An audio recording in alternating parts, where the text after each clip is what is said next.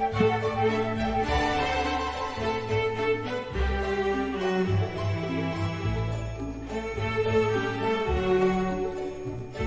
selamat siang Bapak dan Ibu yang berbahagia. Mohon izin kami mengajak Bapak dan Ibu untuk dapat bergabung kembali bersama kami di kegiatan sosialisasi penata usahaan PNBP Jasa Telekomunikasi Pelayaran. Dikarenakan setelah ini kegiatan akan segera dimulai. Sekali lagi kami turut mengundang Bapak dan Ibu yang berbahagia untuk dapat bersiap-siap dan bergabung bersama kami di kegiatan sosialisasi penata usahaan PNBP Jasa Telekomunikasi Pelayaran. Dikarenakan setelah ini kami akan segera memulai acara kembali. Terima kasih.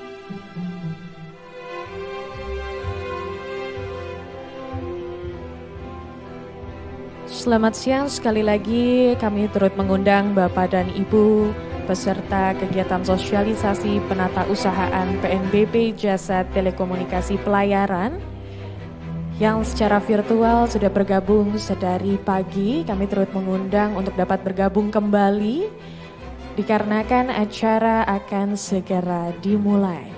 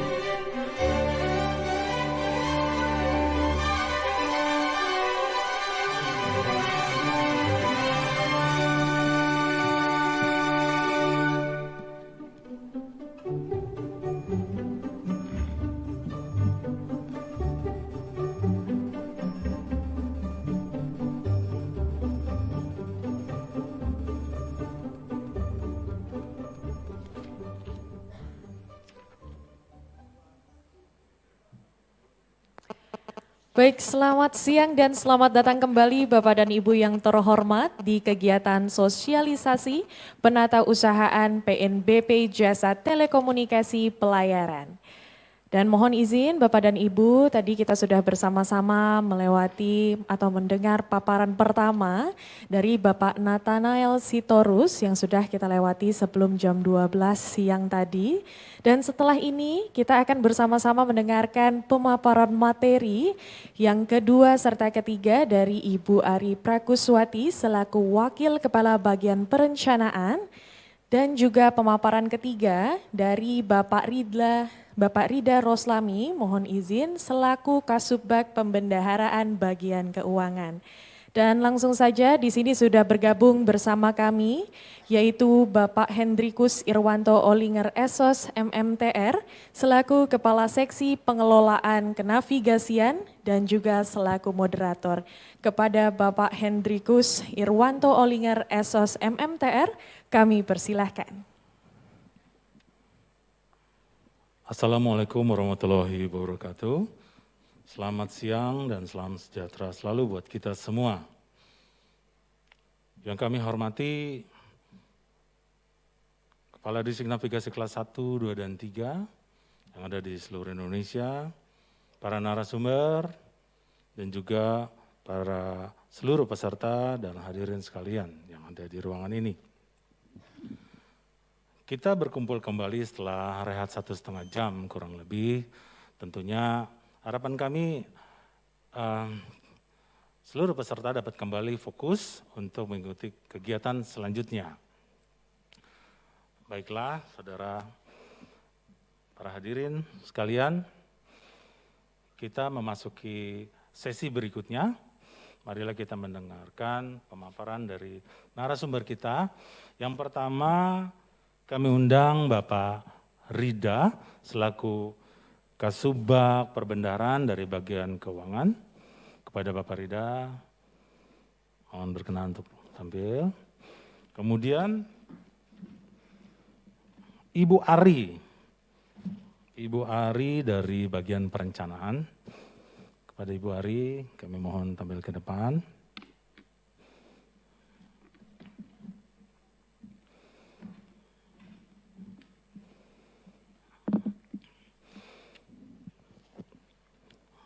Baiklah, para peserta dan hadirin sekalian, siang ini ada di depan kita ada dua narasumber,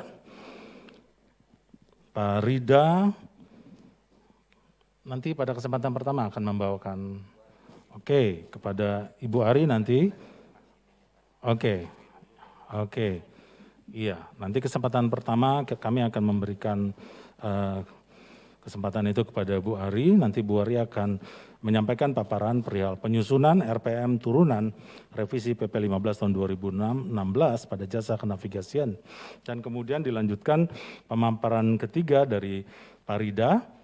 Pak Rida ini akan menyampaikan gambaran umum tentang Perdirjen HK 103 tahun 2018 tentang tata cara penerimaan, penyetoran, penggunaan, dan pelaporan PNBP yang berlaku pada perhubungan laut. Para hadirin dan seluruh peserta, sebelum kita mulai ini, saya ingin menyampaikan informasi bahwa nanti setelah pemaparan ini ada sesi tanya jawab, ya, sesi tanya jawab, ya, meliputi 2 termin, ya, untuk 3 penanya untuk masing-masing setiap termin. Jadi mohon para hadirin, para seluruh peserta dapat mencermati pemaparan yang diberikan dari narasumber untuk selanjutnya memberikan tanggapan. Tanpa berlama-lama lagi, kami berikan kesempatan pertama kepada Ibu Ari untuk menyampaikan paparannya. Kepada Ibu Ari kami persilakan. Baik, Assalamualaikum warahmatullahi wabarakatuh. Salam sejahtera bagi kita semua. Terima kasih kepada Bapak Moderator, Bapak Hendrikus, kepada seluruh Kepala Disnaf, dan juga rekan-rekan yang sudah hadir secara langsung pada acara siang hari ini. Baik, di sini saya mewakili Kepala Bagian Perencanaan yang kebetulan hari ini berhalangan untuk hadir, akan memaparkan tentang penyusunan RPM turunan dari revisi PP 15 tahun 2016. Bisa ditampilkan untuk paparannya.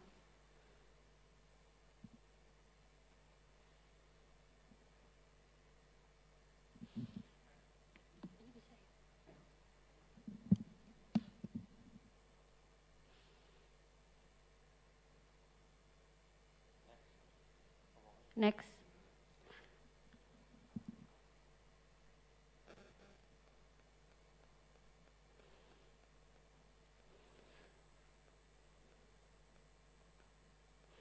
Baik, sebelumnya untuk dasar penyusunan revisi tarif atas jasa transportasi laut, kami ada beberapa penyesuaian besaran tarif yang didasarkan pada kebijakan makroekonomi, yaitu penyesuaian nilai keekonomian. Kemudian adanya keberatan-keberatan dari Asosiasi Pengguna Jasa Transportasi Laut pada tahun 2018 terkait penerbitan dari PP 15 tahun 2016. Kemudian adanya juga rencana untuk menghapus atas jenis jasa dan tarif tertentu yang berkaitan dengan no service no pay. Di sini mungkin tarif di Direktorat Lalu Lintas Angkutan Laut, Pak. Jadi ada pengawasan bongkar muat, itu memang menimbulkan polemik. Jadi itu juga di revisi PP 15 kita hapus karena di situ. Kemudian yang terakhir adalah kebijakan OSS atau Online Single Submission, yaitu perlunya penyesuaian aturan tentang tata kelola pemberian izin secara online.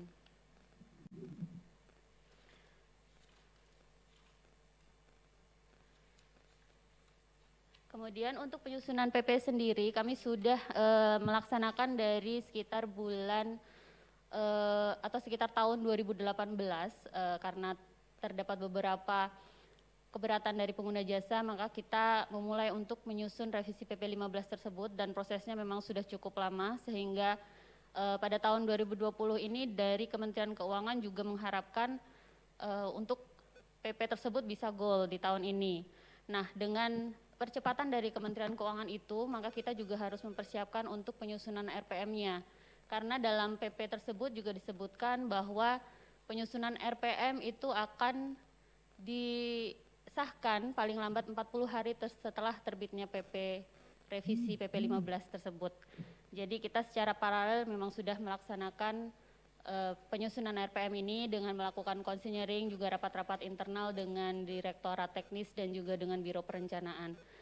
Sampai kemarin rapat terakhir kita sudah mengadakan konsinyering juga di Bogor waktu sekitar tanggal 4 sampai 6 November 2020 ini. Dan yang terakhir kemarin sudah ada rapat PAK dari Direktorat Jenderal Anggaran, dalam hal ini Direktorat PNBP, yang juga mengundang Setnek, kemudian juga Kemenko dan Kemenkumham untuk pembahasan antar kementerian dari revisi PP 15 tersebut. Cuma memang kita masih membahas di batang tubuhnya saja, jadi untuk lampiran revisi PP-nya belum kita bahas. Tapi dari Direktorat Jenderal Anggaran itu sepertinya dalam minggu-minggu ini atau minggu depan, Pak, nanti kita akan melakukan pembahasan lanjutan terkait batang tubuh dan juga lampiran dari PP 15, revisi PP 15. Next.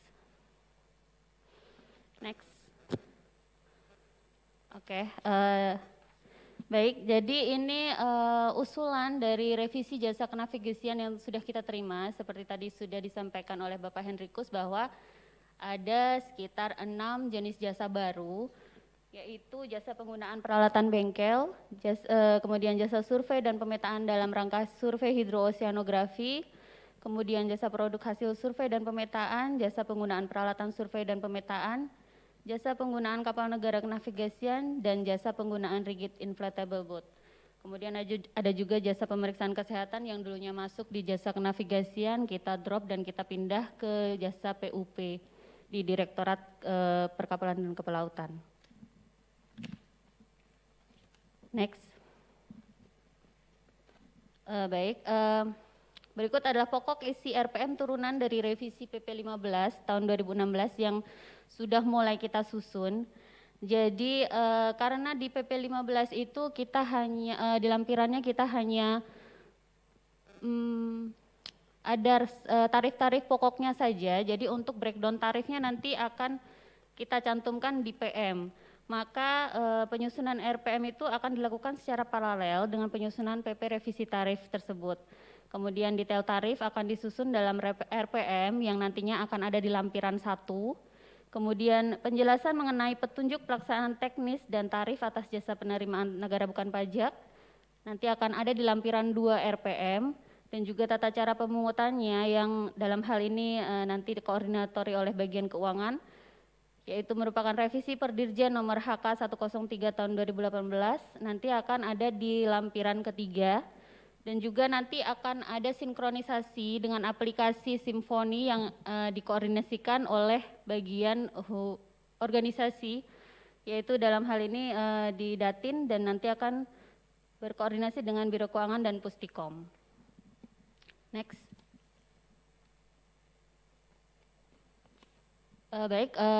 Untuk petunjuk pelaksanaan RPM tarif turunan PP 15, kemarin kami juga sudah sempat menerima draft dari Direktorat Kenavigasian terkait penyusunan juklaknya. Kami juga sempat sudah melakukan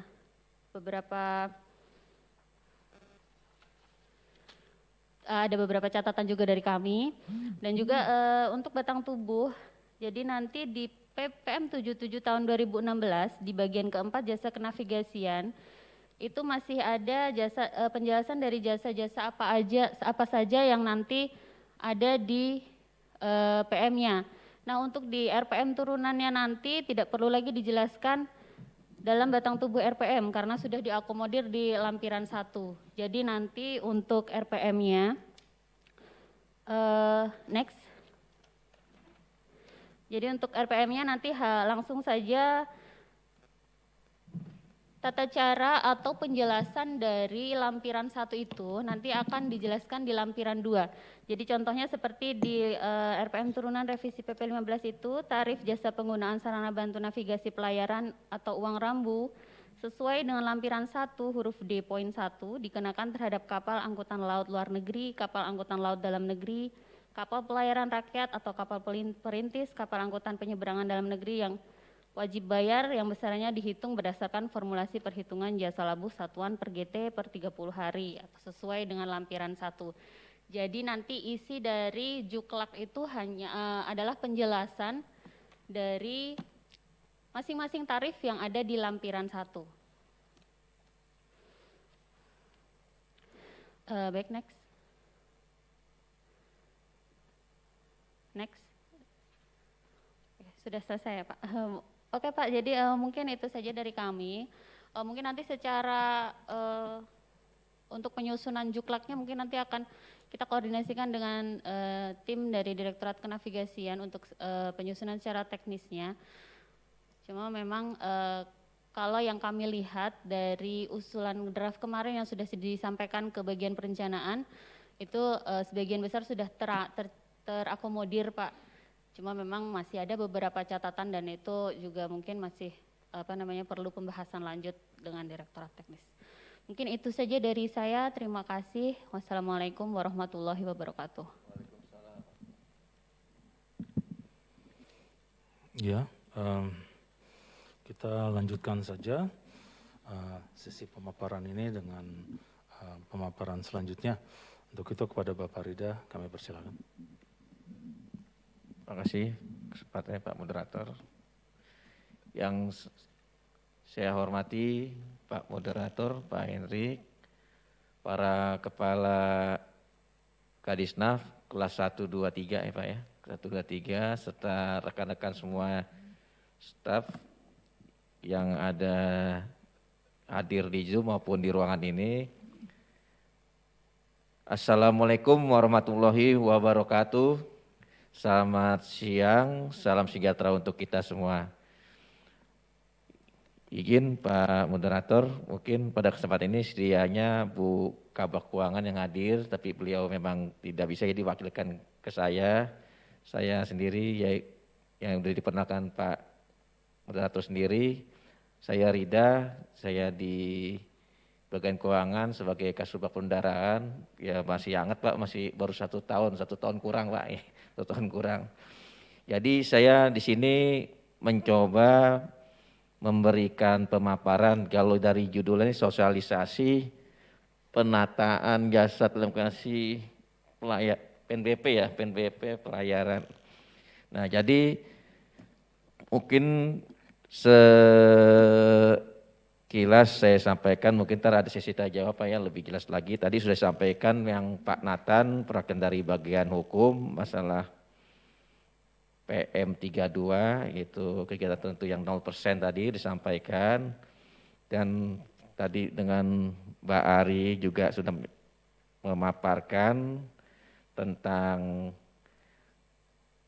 tarif-tarif yang jadi kita tadi disampaikan Bu Ari, kita pengen merevisi Pak, sebenarnya tuh udah 2-3 tahun ya Mbak Ari ya, 2-3 tahun tuh jalan Pak, tapi belum ini Pak, belum tertuntas, memang kayaknya kelihatannya alot apa seperti apa.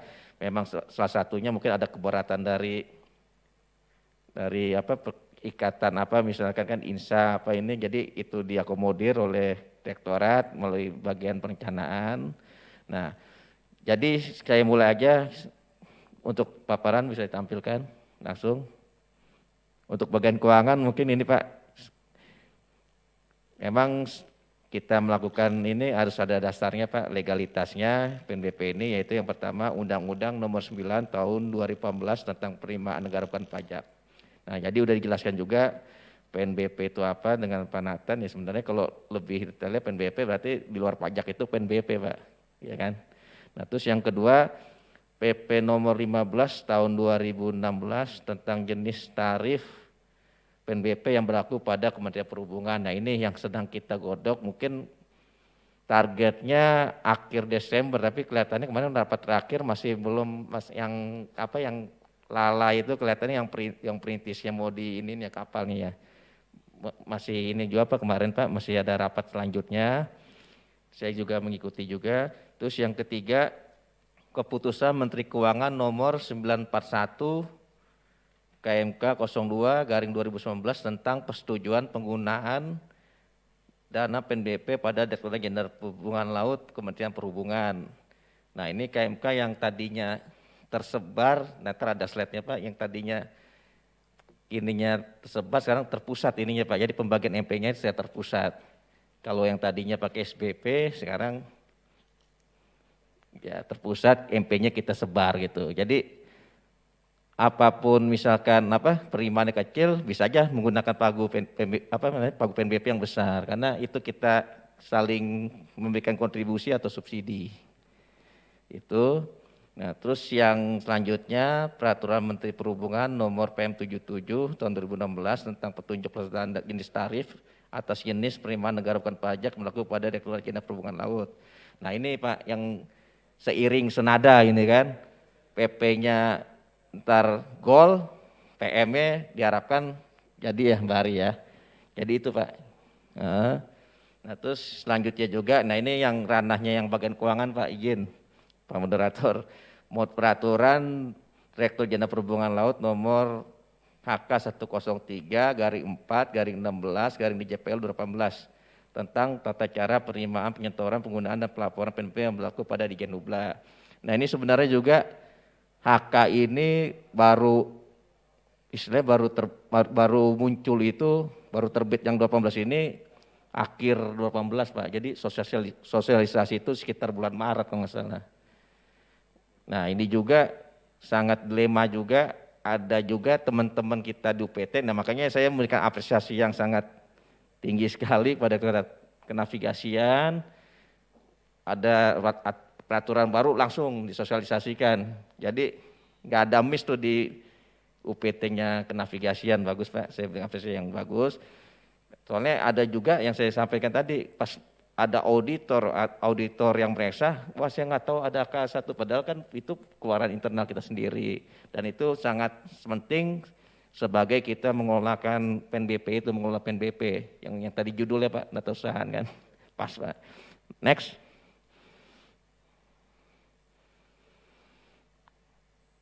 Nah, ini jadi di slide ini kita coba nih, ini NKRI Pak, NKRI. Jadi kita sendiri terhitung ada 302 UPT Pak di lingkungan 300 UPT atau satker di UPT di lingkungan Direktorat Jenderal Perhubungan Laut. Ini dari 302 UPT ini 292-nya yang mungut Pak. 10 bukan pemungut. 10 ini siapa? PLP, kan ada Priok Surabaya itu ya PLP Pak ya. Dan 10-nya lagi nih satker di kantor pusat Pak. Termasuk satker kenavigasian Pak ya, di pusat ya, peningkatan kenavigasian. Next. Lanjut.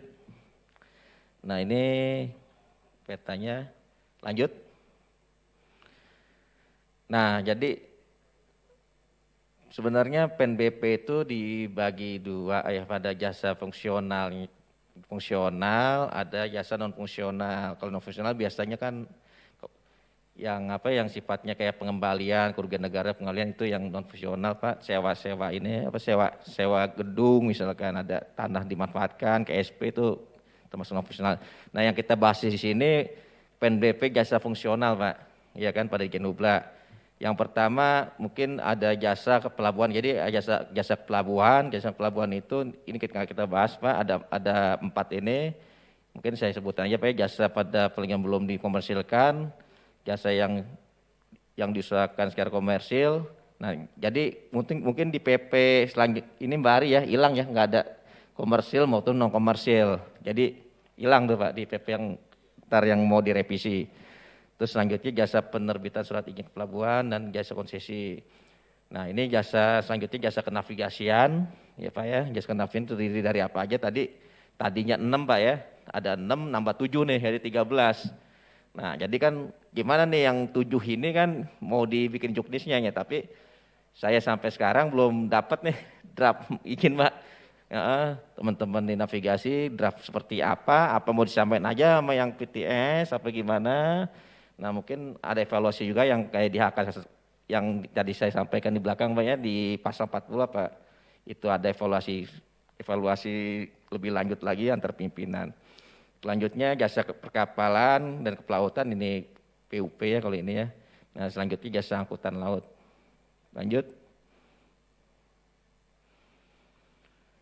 Nah ini Pak, mungkin gambar sekilas kalau kita bagian keuangan, tentunya PNBP itu kan ada target, ada realisasi Pak, ya kan. Nah alhamdulillah juga target ini mungkin kalau target kita yang untuk penerimaan, jadi ada target yang penerimaan, ada yang make Pak penggunaan pagu. Nah kalau di 2019,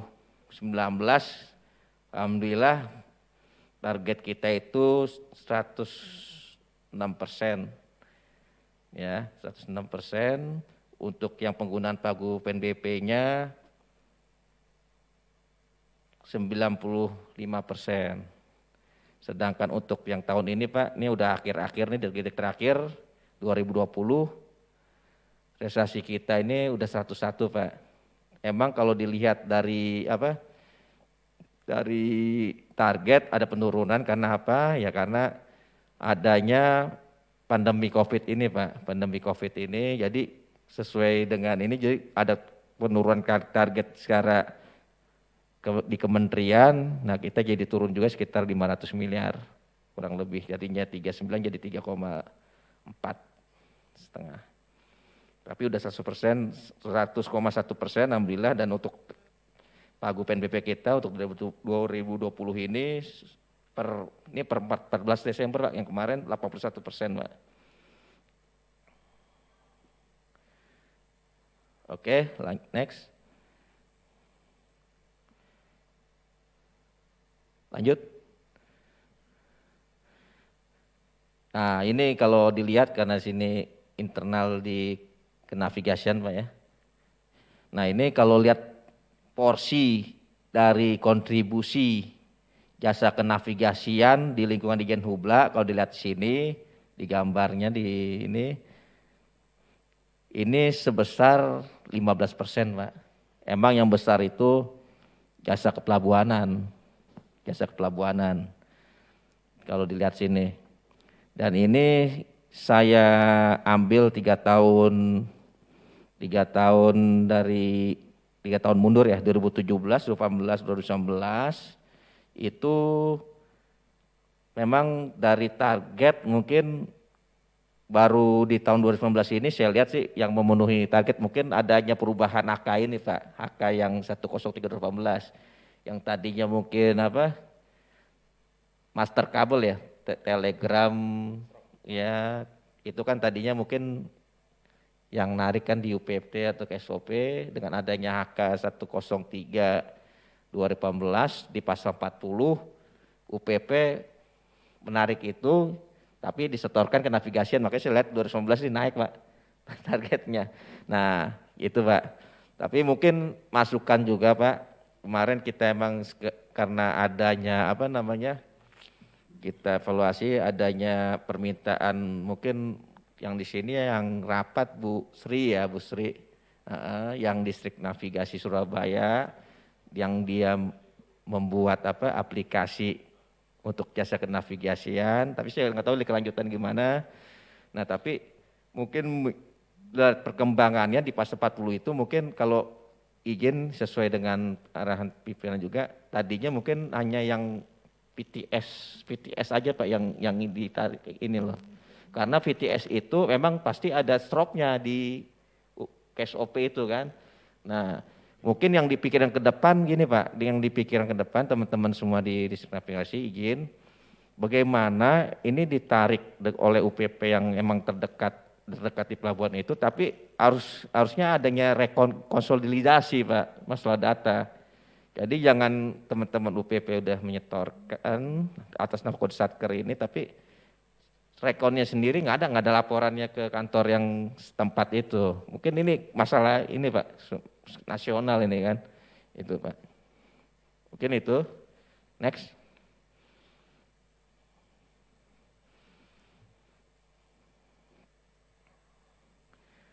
Nah ini rincian ini ya, salah satu data yang ada di bagian keuangan, ada yang jasa rambu yang luar negeri, kapal luar negeri, dalam negeri.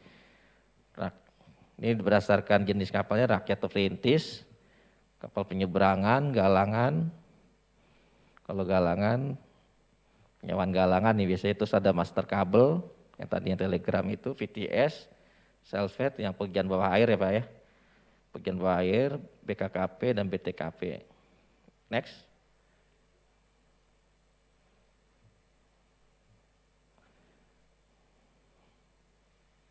Ini grafik ya, mungkin tadi udah saya ini kan ya, ini posisi kita yang penerimaan di 2020 tadi 101%. Lanjut.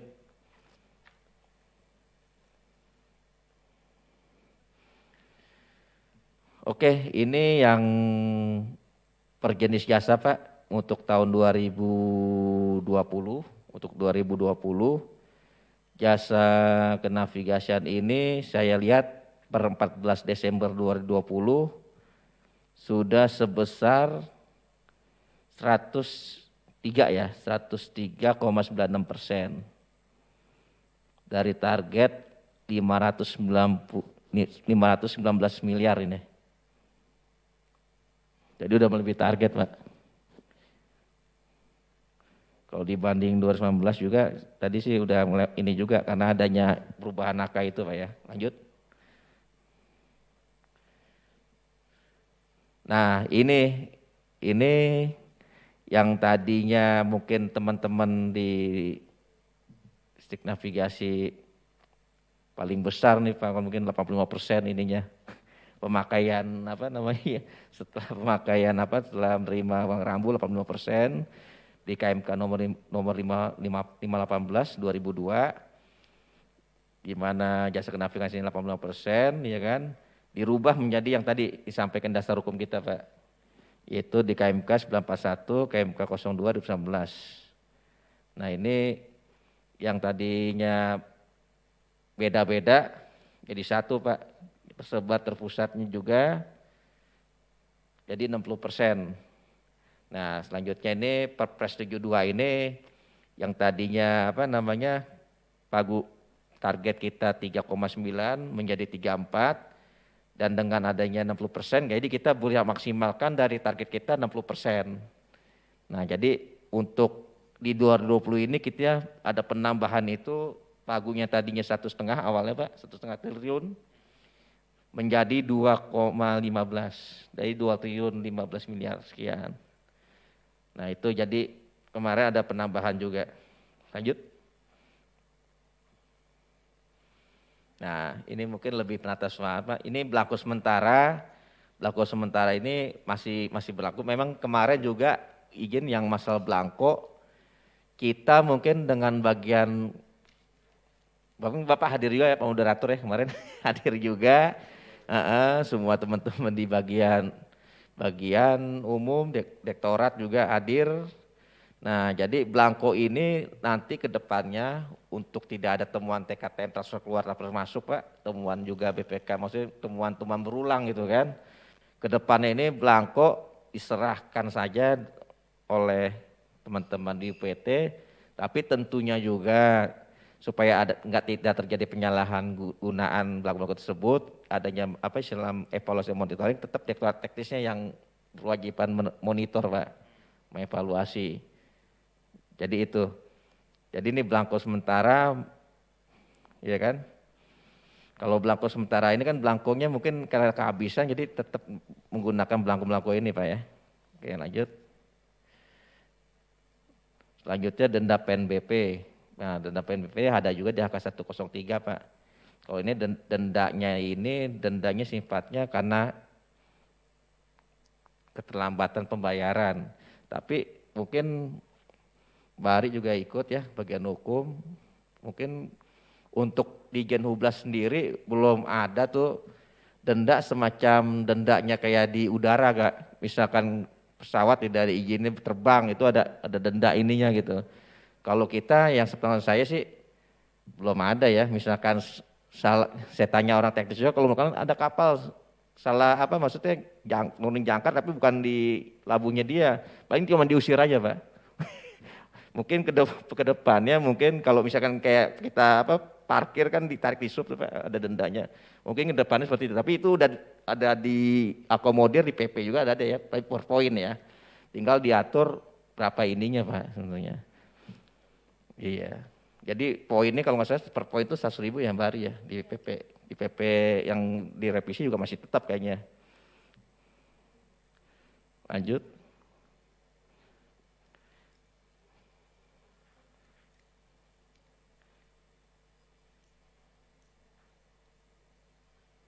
Lanjut.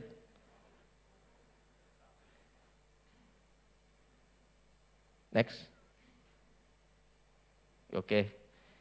Ini alur penyetoran PNBP Pak, di mana bendahara penerimaan atau petugas personal melakukan nota tagih dan mengeluarkan kode billing. Setelah biasanya petugas personal itu mengecek kelengkapan dokumen biasanya, ya kan. Kalau misalkan kalau di pelabuhan ada inapot, ada kelengkapan dokumen.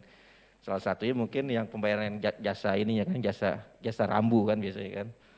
Oke, selanjutnya dengan pengguna jasa mendapatkan itu, yaitu melakukan dengan kode billing melalui ATM biasanya kalau di teman-teman di PT ada juga semacam alat CBD gitu Pak ya, misalkan ini tinggal dibayar, nah itu langsung ke Simponi biasanya, langsung ke kas negara keluar tuh NTPN ya. Nah itu NTPN itu atau BPN bukti penerimaan negara dilaporkan lagi ke benda prima.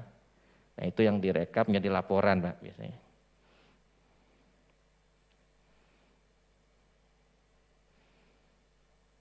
Nah ini masih berlaku untuk yang penyetoran PNBP yang dengan nominal kurang dari 50.000 disetorkan pada penerima dan selanjutnya disetorkan secepatnya ke kas negara melalui aplikasi Simponi dengan menggunakan kode billing. Jadi emang ada perlakuan yang khusus Pak apabila memang ada UPT kalau distrik mungkin adanya di ini Pak ya. Kalau misalkan teman-teman yang di UPP terpencil ada semacam ada pemberian khusus itu misalkan kalau dia jaringan nggak ada misalkan, ya kan, nyetorkan di bank itu mungkin nggak online juga kan, ya itu bisa secepatnya ada, mungkin ada khusus lah perlakuan khusus, tapi seharusnya memang terima itu ya langsung ke Simponi itu Pak, langsung setor, jadi nggak terima uang cash gitu kan.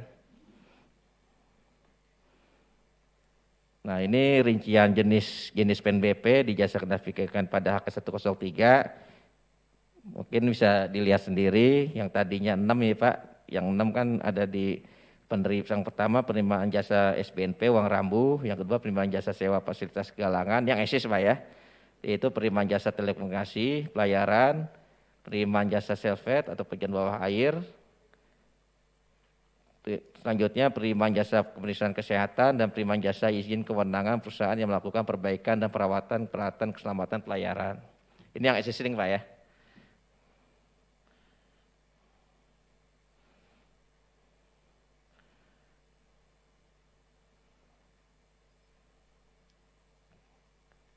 Lanjut, ini ya. Lanjut, ya.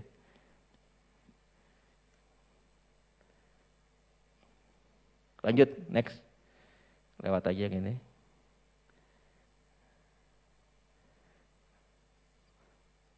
Mungkin yang lampiran ya, tampilin yang lampiran dulu nih, yang lampiran. Lampiran jasa kenavigasian pada K103 2018. Yaitu jasa kenavigasian yang khusus kenavigasian ada kwitansi, belangko jasa uang rambu, ada belangko jasa, ini ada semua Pak. Nah kalau bisa juga yang nanti Pak izin Pak moderator teman-teman semua, yang nantinya adanya penambahan tadi Ibu Ari bilang sebenarnya kan PP, sebenarnya kalau menurut saya simplikasinya di PP Pak, tapi rigid detailnya ya ada PP, maksud saya itu berarti kalau menurut ini saya bukannya lebih simpel sebenarnya. Jadi jangan sampai juga ya mungkin teman-teman direktorat teknis juga jangan sampai ini malah membingungkan pengguna jasa malahan. Jadi malah salah bisa yang membingungkan store ini. Jadi kalau menurut saya sih kalau simplikasi baik di PP maupun di PM-nya. Ya makanya memang tadi Mbak Ari sampaikan juga kita sudah siap juga Pak dengan adanya PP keluar ini, seenggaknya kan PP itu kan di simponinya hanya mengakomodir yang ada di PP, tapi untuk yang ada di PM-nya itu secara lebih rigidnya itu lebih detail dan lebih rinci, nah itu internal masing-masing eselon 1 yang menyiapkan, makanya bagian humas ya, humas dan organisasi yaitu di Pak Wisnu kabaknya, kalau di Kasubagnya di tempat Datin itu ya. Itu kita sudah koordinasi sih, tapi tinggal keluar ya mungkin mudah-mudahan bisa langsung di aplikasi bisa digunakan Pak. Kita udah bicarakan secara internal juga, kemarin sempat kita kumpul Mbak Ari dengan teman-teman di Pak Wisnu, Kasubagnya Pak Arif ya, Pak Arif. Oke lanjut. Saya nggak tahu nih teman-teman di ini kebaca nggak? Yang struktur dulu ya. Contoh. Ini belangko ya sebelumnya. Nah ini jadi gini teman-teman semua, Bapak Ibu sekalian. Ini kan salah satunya SOP yang masalah telekomunikasi dan VTS, ya kan? Apakah nantinya untuk tambahan yang ada di revisi PP 15 maupun di PM juga. Nah kalau di Juknis kan mengikuti apa yang terkeluar Pak, yang keluar di PP, di PM. Apakah modelnya, tapi menurut saya ini untuk yang baru diusulkan ini sudah ada di lampiran. Nah kalau tidak ada dilampirkan itu kan berarti ada di batang tubuh ya Mbak Ari ya. Ada di batang tubuh, berarti itu sifatnya seperti tersus TKS atau konsesi itulah, itu kurang lebih. Mungkin kalau yang baru-baru kayak Lala kemarin kalau perintisnya mau dikomersilkan di atas kapal dia mau bikin restoran itu kan diatur lagi Pak. Nah itu memang perlu adanya misalkan ada kontrak tapi kalau melihat di ini udah ada semacam tarifnya ya Pak ya. Yang 7 ini ya. Nah, apa ke depannya nanti biar lebih termonitor atau sesuai lebih legal lagi secara hukumnya, Bapak perlu juga dibuat juga kontraknya, Pak. Soalnya saya lihat itu kayak sewa kapal itu ya, maksudnya galangan, terus yang kapal negara juga, saya lihat ada juga kapal plus termasuk ABK gitu kan, tapi non BBM kan Pak. Mungkin itu Pak yang perlu dipertimbangkan gimana caranya nanti yang tujuh yang diusulkan nanti tidak berpotensi loss gitu loh Pak. Nah, berpotensi loss maksudnya benar-benar ini kan potensi nih yang ditemukan Direktorat Teknis ya kan. Tapi Direktorat Teknis ini bisa monitor teman-teman yang ada di distrik navigasi yang di UPT, yang di teman di daerah gitu kan. Gitu. Jadi itu Pak. Jadi kalau misalkan ini silakan ya, kalau misalkan memakai SOP yang VTS ini yang ada tampilan di layar, tinggal ditambahkan saja atau bisa juga di semacam ada tambahan upgrade apa yang kurang. Nah ini bisa jadi patokan juga Pak. Oke, next.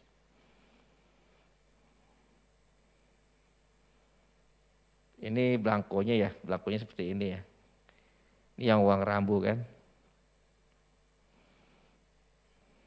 Oke, lanjut.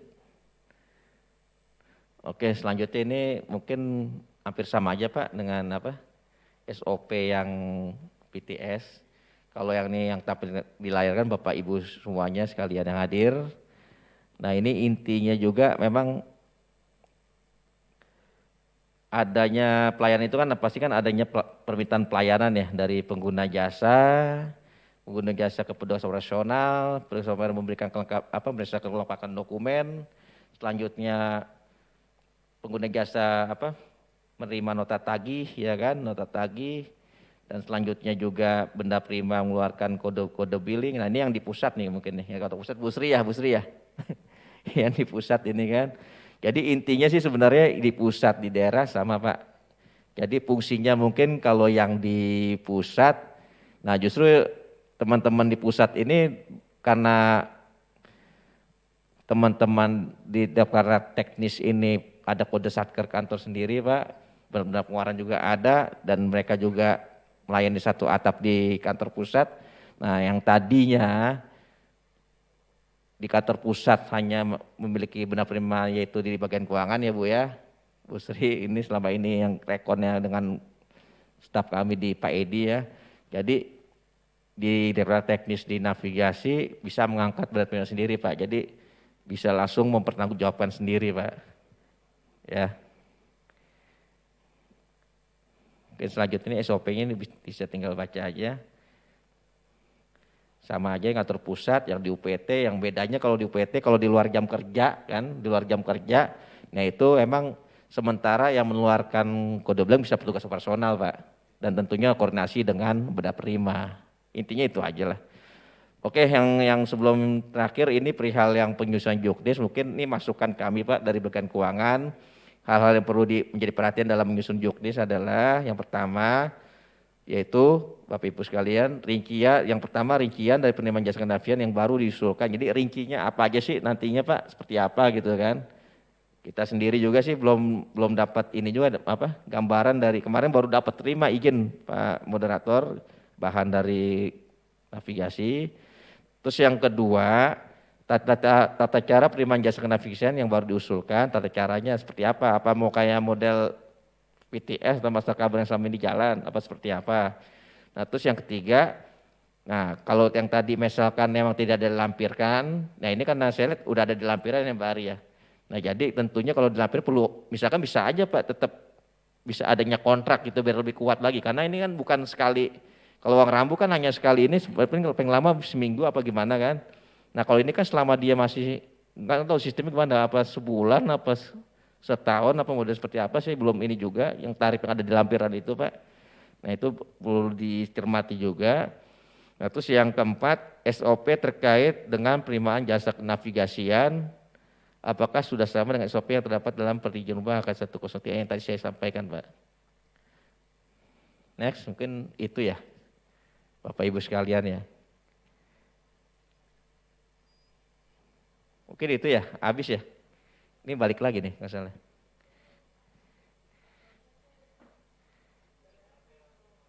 Hah? Oh, Asroti, oke. Ini habis ya, mungkin ini yang dapat kami sampaikan dari bagian keuangan. Kurang lebihnya kami mohon maaf. Apabila ada pertanyaan silakan di sesi tanya jawab Pak Moderator. Selanjutnya kami serahkan ke Pak Moderator. Terima kasih. Wassalamualaikum warahmatullahi wabarakatuh. Ya, terima kasih atas pemaparan dari kedua narasumber kita. Untuk itu kita berikan aplaus untuk kedua narasumber kita. Baiklah, selanjutnya kita memasuki sesi tanya jawab. Seperti yang saya sampaikan di awal bahwa sesi tanya jawab ini hanya 2 termin saja, masing-masing termin untuk 3 penanya. Untuk itu nanti sebelum peserta yang ingin menanyakan terkait penata usahaan BUMN ini, sosialisasi ini, hendaknya menyebutkan nama dan instansi asal, sehingga kita bisa mencatatnya. Baiklah, selanjutnya kami buka session termin pertama ini untuk 3 penanya. Kepada para penanya kami persilakan.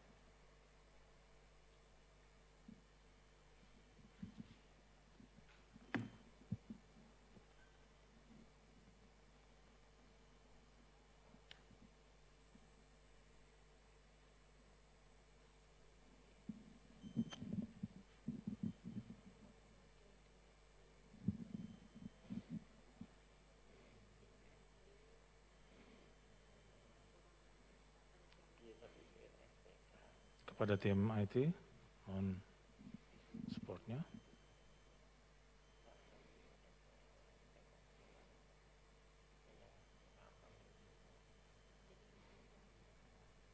Kalau memang susah masuknya dalam jaringan, tolong chatting saja. Jadi kami bisa langsung membaca dan para narasumber bisa memberikan satu tanggapan terhadap.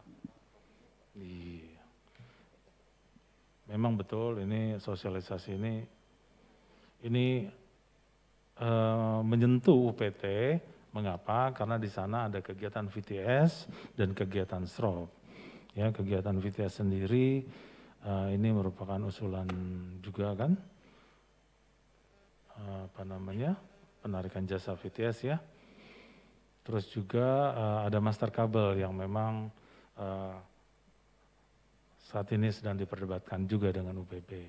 Nah, mungkin dari teman-teman UPT bisa memberikan tanggapannya terhadap kondisi yang ada, dan juga mungkin narasumber bisa memberikan satu penjelasan-penjelasan yang kiranya bisa memperjelas segala sesuatunya.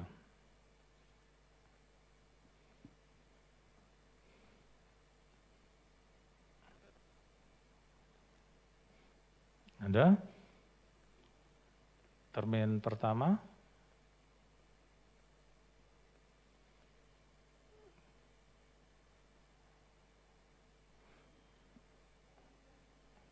Kalau tidak ada, kita masuk ke,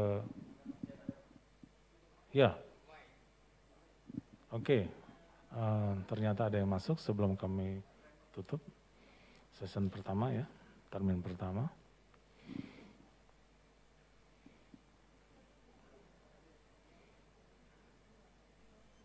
Mohon disambungkan ke kami.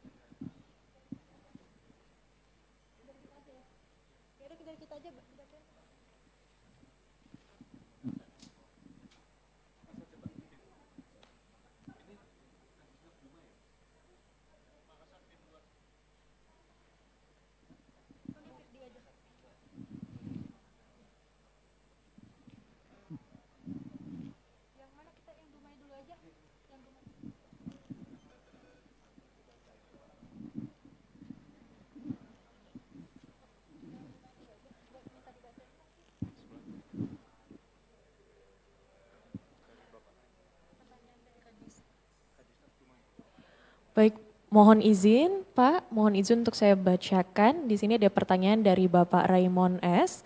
Kadisnaf Dumai, terkait penggunaan belangko nota tagih, apakah masih tetap dipakai sementara pembayaran sudah dapat dilakukan melalui aplikasi Simponi?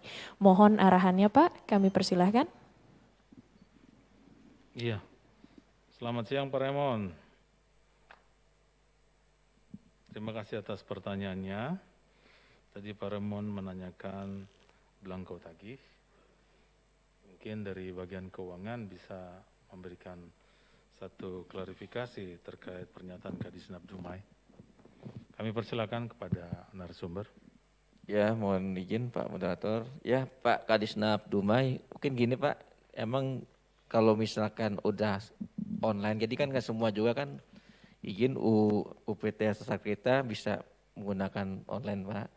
Nah ini memang kalau misalkan emang sudah online, tapi begini juga walaupun online tetap semacam ada rekapnya juga. Karena tujuannya juga kalau online kan itu sistemnya kan Simponi kan di aplikasi Kemenq Pak. Nah tentunya di teman-teman di UPT juga dapat memonitor. Nah kenapa emang awalnya itu nota tagih kan bisa semacam bisa di ini juga sih, semacam alat untuk monitoring kita juga, semacam pengawasan lah. Tapi kalau misalkan sudah Simponi berarti kan emang kan berarti ada setoran kayak BPN-nya juga, NTPN-nya. Nah mungkin itu Pak. Jadi jangan sampai juga maksudnya tetap di penerimaan itu tetap tidak biar terjadi loss. Jadi antara emang kita memberikan pelayanan apa yang on input output itu sesuai Pak. Kita beri pelayanan ini memang dipastikan juga udah story ini jadi rekap yang BPN atau NTPN itu tetap ada rekapnya juga. Jadi menurut saya kalau misalkan emang sudah online ya tidak perlu lagi. Nah itu semacam jadi mungkin pelakuannya juga teknisnya juga seperti apa. Jadi mungkin di HK juga kan masih ada lembar 1, lembar 2, lembar 3 itu disampaikan ke ini, sampaikan ke ini. Nah itu ke depannya kalau udah online nggak perlu lagi Pak. Jadi bisa aja notifikasinya disampaikan ke masing-masing dokter teknis juga sebagai pembina di pusat gitu kan. Kita di bagian keuangan juga dapat gitu kan. Kalau kita di keuangan selama ini dari Simponi Pak, kita ada link data center di bagian keuangan. Mungkin itu Pak. Ya, kepada Kadisnaf Dumai, Bapak Raymond, demikian penjelasan dari narasumber. Semoga gambaran ini bisa memberikan satu klarifikasi ya, gambaran yang jelas terhadap belangko tagih tadi. Terima kasih kepada Bapak Raymond. Untuk selanjutnya kami tutup sesi pertama ini dan kemudian kami buka di sesi kedua, termin kedua untuk 3 pertanyaan. Dan untuk pertanyaan pertama kami serahkan kepada Ibu MC. Baik, mohon izin Pak, di sini ada pertanyaan dari Ibu Reni Disnaf Makassar. Apakah jumlah master cable atau VTS itu harus sama dengan jumlah SPB? Karena di SROP daerah kami jumlah master cable belum sama dengan KUPP setempat. Kami persilahkan Pak. Iya, kami berikan kesempatan untuk Ya, Pak Ridho jadi menyampaikan. Ibu dari Disnaf Makassar ya Pak Moderator ya. Jadi gini Bu, izin ya, jadi sebenarnya yaitu Bu, harusnya ada data dukung Ibu pembanding, ya seharusnya sama Bu. Jadi kapal emang yang di IGSPB pasti kan menggunakan layanan jasa rambuat ini kan, nggak mungkin enggak kan. Nah jadi harus sesuaikan Bu, ya mungkin nih juga ke depannya juga kita juga untuk kayak ini di luar mungkin navigasian kayak konsesi perlu ada data pembanding juga Pak. Selama ini mungkin dari pihak Pelindo tapi harus ada SOP juga yaitu ada rekap SPB juga. Nah jadi sama juga misalkan salah satunya UPT tersebut misalkan rekon dengan Pelindo kan minta data VTS atau dari navigasi juga Pak. Gak mungkin juga kayak SOP punya data rekap misalkan VTS ini kan gak mungkin juga pasti dia minta ke distrik navigasi yang berkaitan kan gitu kan, yang terkait di tempat itu. Jadi harus ada data pembanding, itu perlu Bu, jadi tidak terjadi loss. Nah mungkin ke depannya Pak, di HK103 ini teman-teman semua di pusat, di sebagai Direktorat Navigasian sebagai pembina di teman-teman di Distrik Navigasi. Nah ini yang kita atur ke depannya Pak, supaya tidak terjadi loss yang seharusnya memang berpotensi bisa kita temukan, oh ada perbedaan, ke depannya ini tidak ada lagi selisih, itu kan berarti selisih Pak, bisa selisih bayar. Nah kalau selisih lebih mungkin tidak terlalu masuk, tapi kalau selisih yang bayar ini yang nantinya malah repot Pak, ada temuan ini. Nah jadi mungkin banyak juga, mungkin saya belum menemukan yang di jasa kenavian, jadi kalau untuk jasa kepelabuhanan itu ada Pak potensi emang harusnya ditarik, tapi tidak ditarik karena teman-teman mungkin kurang memahami atau kalau misalkan ini kan dokter teknis yang terkait juga kan yang harusnya membina atau memberikan arahan-arahan. Mungkin itu Bu ya. Ada lagi Bu? Ada Pak. Halo Pak. Iya, bisa dijelaskan volume, dikeraskan volumenya. Halo. Halo. Ya, bisa diperbesar volumenya, Ibu Reni.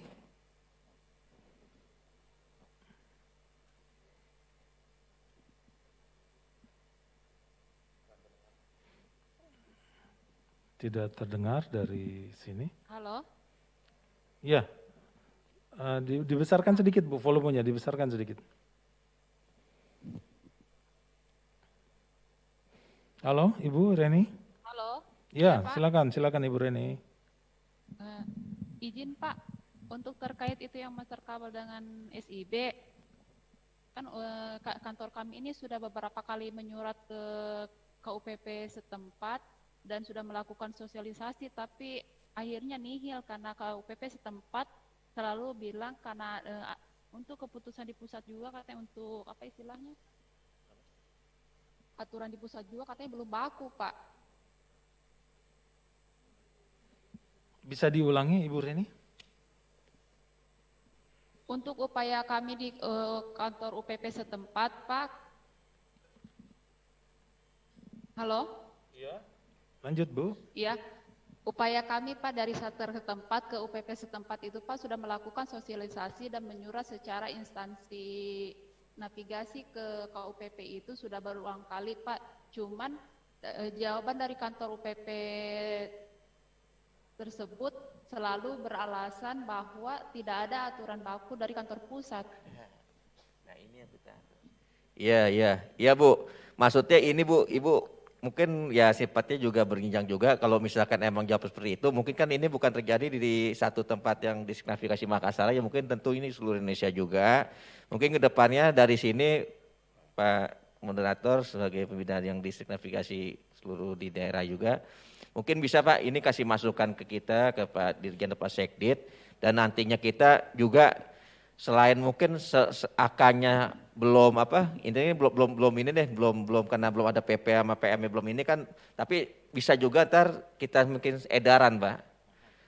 Edaran, nah ini kan udah mau semester 2 nih, ya kan seharusnya juga UPP itu memberikan itu datanya. Mungkin saya nggak tahu kalau misalkan nggak, seharusnya ada rekap itu kan SPB mengeluarkan SPB itu ada. Kebetulan saya juga pernah di PT juga, seharusnya ada Pak.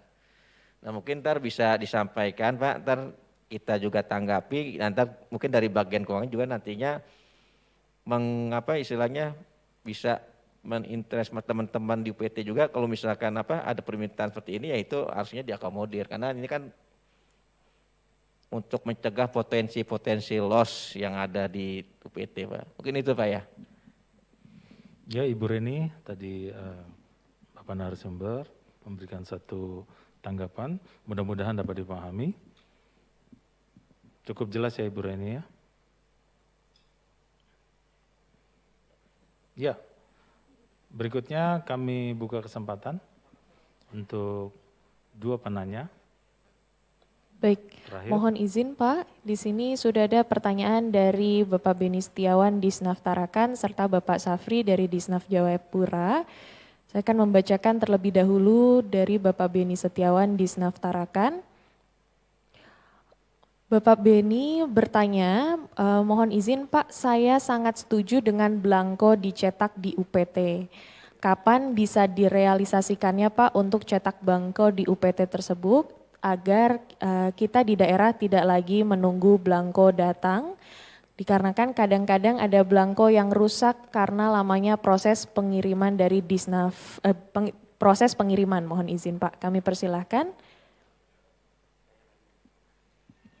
Iya, ini luar biasa. Pertanyaannya ini seputar belangko ya. Ya ini Bapak Beni Setiawan dari Disnaf Tarakan ya, menanyakan mengenai kapan penyerahan pengadaan belangko itu dapat dilakukan di UPT.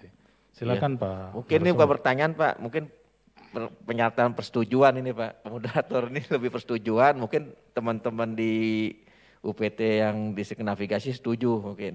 Jadi gini Pak, mungkin untuk tahun 2020 ini karena RKKL mungkin di udah bagian terbit ya.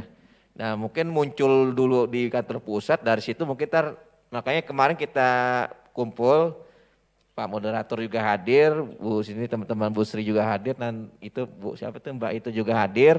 Nah jadi kemarin kita emang minta sebenarnya kebutuhan UPT masing-masing belangko kenavigasian, belangko PUJK, belangko PUP gitu kan.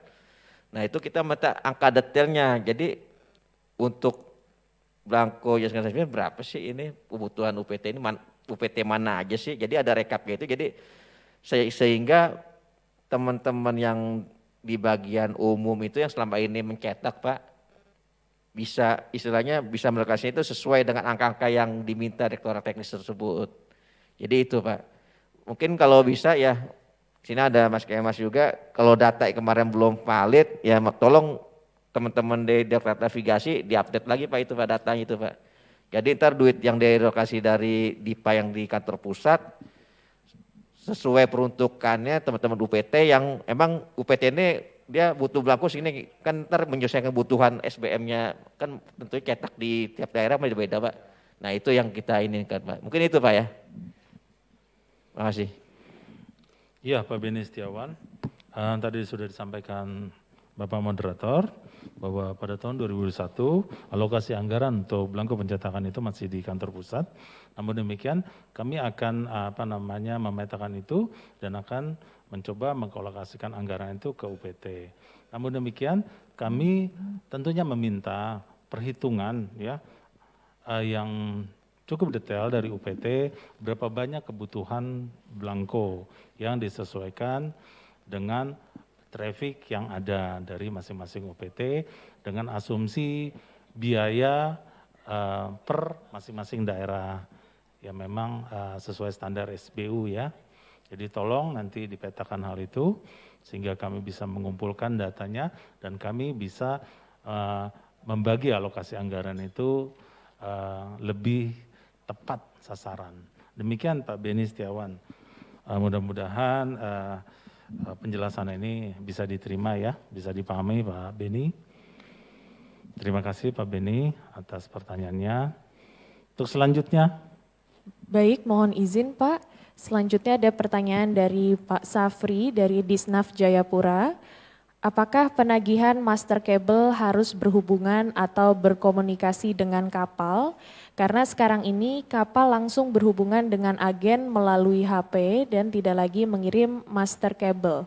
Bagaimana untuk solusinya Pak? Karena KSOP yang kita harap bisa menahan SIB bila belum membayar namun agak sulit. Kami persilahkan Pak. Ya ini luar biasa terkait master kabel ya. Memang seiring meningkatnya teknologi, ya biasanya langsung kalau dulu melalui SROP, sekarang langsung. Ya ini juga perlu satu aturan yang memang cukup dapat melindungi teman-teman kita di PT untuk menagih master kabel itu. Nah untuk itu kepada narasumber kami persilakan untuk memberikan penjelasan. Ya mungkin gini Pak ya, izin Pak Moderator. Dari pertanyaan dari mana Pak? Dari Pak Safri. Pak Safri di Jayapura. Nah mungkin kalau kita berpatokan dengan tadi yang Mbak Ari bilang kan, no service, no pay. Kalau bayar berarti ada servis. Nah ini mungkin lebih ke teknisnya seperti apa Pak? Emang kalau misalkan berlakunya ntar di PM-nya bunyi, pokoknya pakai ini, tapi nggak bisa juga Pak, karena misalkan nggak ada pelayanan seperti itu. Nah itu yang harus ntar di PM-nya ini atau di HK-nya nanti harus bunyi. Emang kalau misalkan emang nggak berikan pelayanan, tapi kalau misalkan ini saya nggak ngerti teknisnya semacam apa Pak. Apa perlu, makanya ada teknologi telepon, mereka bawa pakai telepon kan. Nah kalau kita di bagian keuangan, ya itu emang tergantung arahan teknis seperti apa aja sih. Maksudnya kalau misalkan kita nggak bisa, wah harus bayar, nah, tapi salah juga orang nggak ada servis kan misalnya gitu Pak. Nah protes juga ntar kan, malah teriak juga kan, kok kita nggak pakai kok jasanya kenapa bayar gitu kan. Kecuali emang semacam ada SOP apa kapal ini secara teknis misalkan Pak ya, secara teknis harus melapor ke secara telegram, ya itu beda lagi kan Pak. Itu mungkin itu Pak Safri ya, mungkin Pak Moderator, mungkin teman-teman itu lebih ke teknis lah seperti apa. Nah kalau menurut saya kalau misalkan emang udah nggak ada pelayanan seperti itu sih, mungkin Mbak Ari gimana tuh kan nggak ada servis yang diberikan gitu kan. Mungkin ada tambahan Mbak Ari.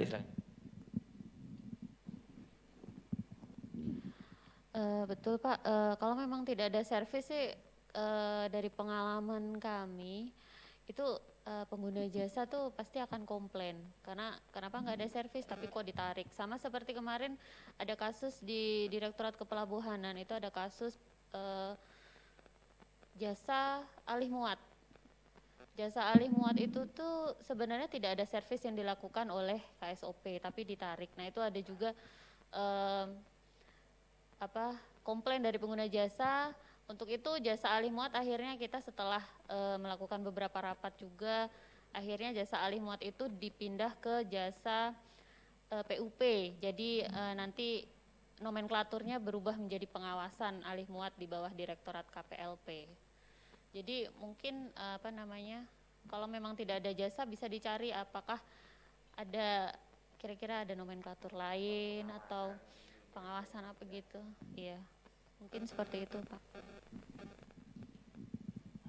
Iya ini memang bersifat teknis juga ya Pak Safri ya dari Desa Jayapura. Pak Safri mungkin ada yang perlu ditambahkan Pak terkait pertanyaan Bapak tadi.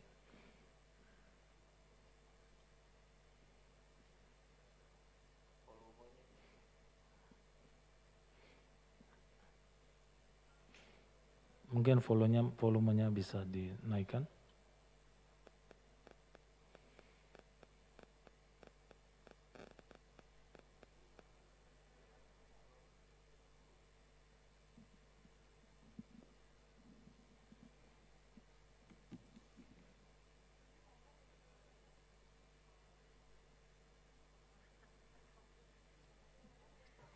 Halo. Iya, halo Pak Safri. Iya, halo, masih bisa mendengarkan suara saya, Pak? Ya, oke Pak. Kami sudah dapat mendengar. Jadi kami itu di Jayapura itu penarikan master kabel itu sangat sedikit karena kapal-kapal itu langsung melalui HP, jadi terutama yang kapal pelni yang macam beronda, Tuban Solo, jadi mereka langsung ke AG-nya. Jadi kira-kira ada solusi Pak. Jadi kalau kita tidak bisa tarik, sedangkan di Jayapura ini penarikan PNBP-nya hanya master kabel, yang lainnya nggak ada Pak. Halo? Ya, Pak Safri dari Desna Jayapura. Ya terkait master kabel ini, kami akan mencoba mencari satu acuan ya, acuan yang bisa membuat para pengguna jasa untuk menyampaikan laporannya ketika datang dan keluar pelabuhan sehingga bisa ditarik master kabelnya Pak. Nanti ini akan kami cari, terima kasih masukannya. Ya, kami akan cari dasar hukumnya yang tepat untuk nanti kami kirimkan ke Bapak dan akan Bapak teruskan nanti harapannya begitu ya Pak ya? Ya, Siap Pak, terima kasih Pak. Ya, terima kasih Pak Safri atas pertanyaannya. Ya, demikian para seluruh peserta, dan para hadirin sekalian, sesi kedua ini telah kita lalui dengan baik. Ya, terima kasih atas segala perhatian dan atensinya. Untuk itu kita berikan sambutan tepuk tangan buat kita semua. Ya, harapan kami tentunya sosialisasi sesi kedua dan ketiga ini dapat bermanfaat bagi Bapak Ibu sekalian. Dan untuk selanjutnya kami serahkan kepada MC. Baik, terima kasih banyak kepada Bapak Hendrikus Irwanto Olinger selaku moderator pada sesi pemaparan kali ini. Dan tentunya kami juga mengucapkan terima kasih kepada seluruh narasumber dari sesi pemaparan pertama, yaitu Bapak Nathanael Sitorus selaku Wakil Kepala Bagian Hukum Setdinjen Hubla, dan juga dari pemaparan kedua Ibu Ari Prakuswati selaku Wakil Kepala Bagian Perencanaan, serta pemaparan ketiga dari Bapak Rida Roslami selaku Kasubbag Pembendaharaan Bagian Keuangan.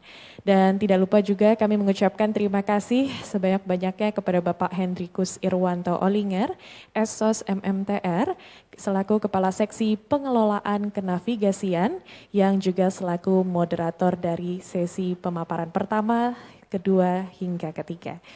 Dan Bapak dan Ibu yang terhormat, sampailah kita di penghujung acara. Sebelum menutup acara, bersama kita akan mendengarkan laporan sekaligus menutup secara resmi kegiatan sosialisasi penata usahaan PNBP Jasa Telekomunikasi Pelayaran oleh Kepala Seksi Pengembangan Kenavigasian, Bapak Asmul Hairi. Kepada yang terhormat Bapak Asmul Hairi, kami persilahkan.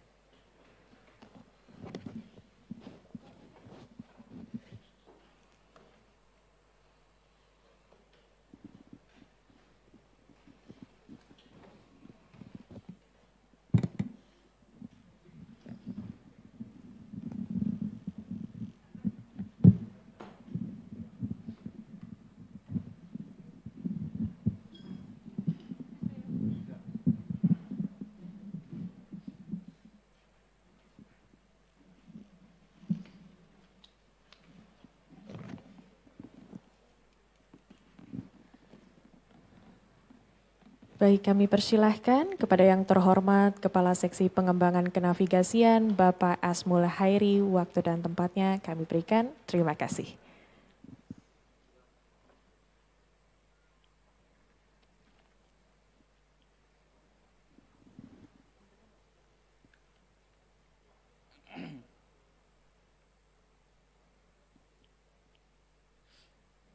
Assalamualaikum warahmatullahi wabarakatuh.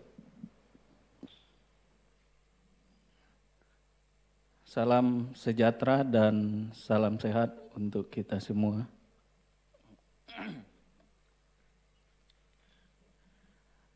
Yang terhormat Direktur Kenavigasian yang diwakili oleh Pak Henrikus, Bapak Ibu Kepala Distrik Navigasi kelas 1, 2, dan 3, para pejabat eselon 3, 4, dan 4 di lingkungan Direktorat Kenavigasian, para narasumber, tadi ada dari bagian perencanaan, bagian keuangan, dan bagian hukum,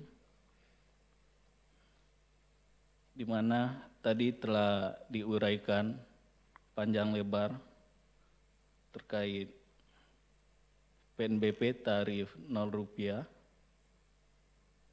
pokok isi RPM, tarif turunan PP 15 tahun 2015, juga tata cara penarikan PNBP. Kita berharap itu semua bisa terrealisasikan nantinya. Izinkan saya membacakan laporan Ketua Panitia di penghujung acara ini. Laporan penutupan sosialisasi penata usahaan PNBP Jasa Telekomunikasi Pelayaran dan Jasa Kenavigasian lainnya, Direktorat Kenavigasian, Direktorat Jenderal Perhubungan Laut tahun 2020. Assalamualaikum warahmatullahi wabarakatuh. Yang kami hormati Direktur Kenavigasian, Kepala Distrik Navigasi kelas 1, 2, dan 3, para pejabat eselon 3 dan 4 di lingkungan Direktorat Kenavigasian, para narasumber yang sampai saat ini masih setia di tempat acara kita ini, peserta sosialisasi dan penyusun Juknis Jasa Kenavigasian,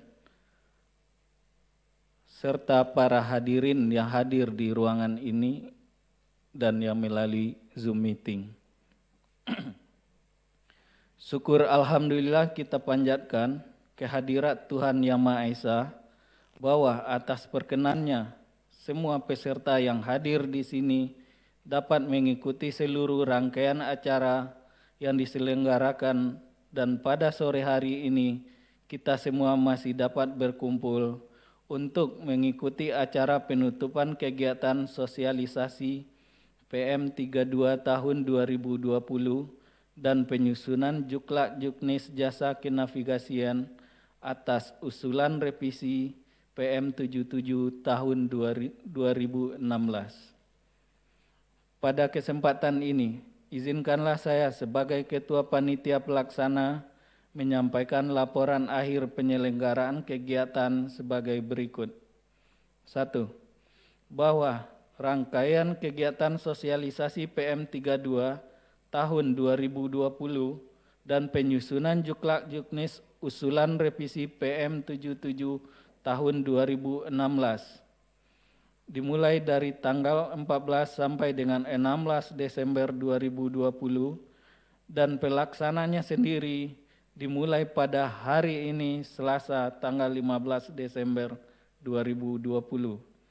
Syukur alhamdulillah bahwa kegiatan ini telah terselenggara dengan tertib dan lancar. Kegiatan ini diikuti oleh 67 orang peserta yang berasal dari perwakilan subdirektorat dan subbagian tata usaha di lingkungan Direktorat Kenavigasian serta peserta virtual Zoom meeting dari Distrik Navigasi kelas 1, 2, dan 3. Di akhir kegiatan sosialisasi ini, kita harapkan peserta telah dapat memahami dan menyamakan persepsi terkait penerapan Permenhub nomor PM 32 tahun 2020. Sementara untuk kegiatan penyusunan Juklak Juknis Jasa Kenavigasian atas usul revisi PM 77 tahun 2016 telah dilakukan finalisasi penyusunan draft Juklak Juknis untuk 7 usulan baru jasa kenavigasian, yakni pertama, jasa penggunaan peralatan bengkel kenavigasian dan operator tanpa BBM. Yang kedua, jasa survei dan pemetaan dalam rangka survei hidrooceanografi. Yang ketiga, produk hasil survei dan pemetaan. Yang keempat, jasa penggunaan peralatan survei dan pemetaan. Yang kelima, jasa penggunaan kapal negara kenavigasian di perairan Indonesia dan ABK tidak termasuk BBM. Yang keenam, jasa penggunaan motorboat dan rigid inflatable boat atau RIB. Yang ketujuh, jasa tambat dermaga kenavigasian. Untuk selanjutnya, draft final ini nantinya akan disampaikan ke bagian perencanaan untuk dikompilasi dengan draft usulan dari direktorat lainnya.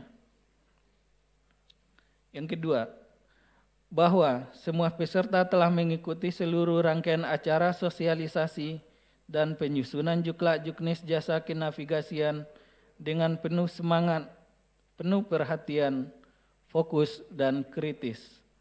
Harapan kami sebagai panitia, semoga kegiatan ini dapat menambah wawasan peserta dalam memahami peraturan PNBP terbaru dan bagaimana cara menyusun Juklak Juknis yang baik dan benar, yang tidak menimbulkan perbedaan persepsi antara para pemangku kepentingan pada saat penerapannya. Ketiga, penyelenggaraan kegiatan sosialisasi ini melibatkan 3 narasumber. Yang pertama, Kasubag Perbendaharaan Bagian Keuangan yang diwakili oleh Bapak Rida Roslami, Sekretariat Direktorat Jenderal Perhubungan Laut. Yang kedua, Bagian Hukum Bapak Nathaniel Sitorus, Sekretariat Direktorat Jenderal Perhubungan Laut, Kementerian Perhubungan. Yang ketiga, Bagian Perencanaan, Ibu Ari Prakiswati, Sesdijen Hubla, Kementerian Perhubungan. Hadirin yang saya muliakan, pada kesempatan ini, kami atas nama panitia ingin mengucapkan terima kasih kepada semua pihak yang telah membantu memberikan dukungannya mulai dari tahap persiapan sampai dengan pelaksanaan sehingga kegiatan ini dapat berjalan sebagaimana yang kita harapkan. Saya mengucapkan terima kasih dan penghargaan atas partisipasi aktif dari seluruh peserta selama kegiatan ini berlangsung. Semoga Tuhan Yang Maha Kuasa senantiasa memberkati dan merahmati usaha kita ini.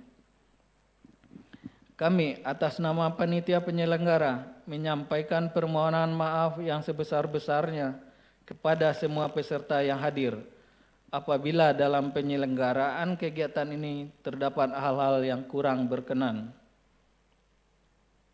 Demikian laporan akhir penyelenggaraan kegiatan ini, maka izinkan saya menutup acara kegiatan sosialisasi PM32 tahun 2020 dan penyusunan Juklak Juknis atas usulan revisi PM77 tahun 2016 dengan membacakan Alhamdulillah.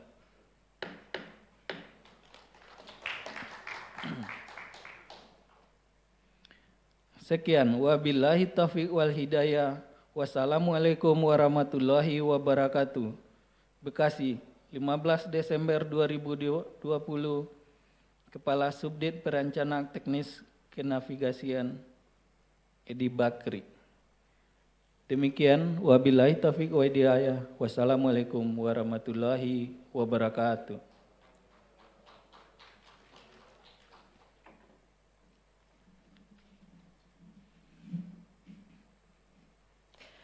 Baik, kami ucapkan terima kasih sekali lagi kepada Bapak Asmul Hairi selaku Kepala Seksi Pengembangan Kenavigasian yang telah menutup secara resmi kegiatan sosialisasi penatausahaan PNBP Jasa Telekomunikasi Pelayaran. Dan Bapak dan Ibu yang terhormat, demikianlah kegiatan sosialisasi penatausahaan PNBP Jasa Telekomunikasi Pelayaran. Kami selaku perwakilan penyelenggara memohon maaf apabila terdapat hal-hal yang kurang berkenan di hati dan kami mengucapkan terima kasih banyak atas partisipasi serta antusiasnya. Dan saya Firdi pamit undur diri. Wassalamualaikum warahmatullahi wabarakatuh.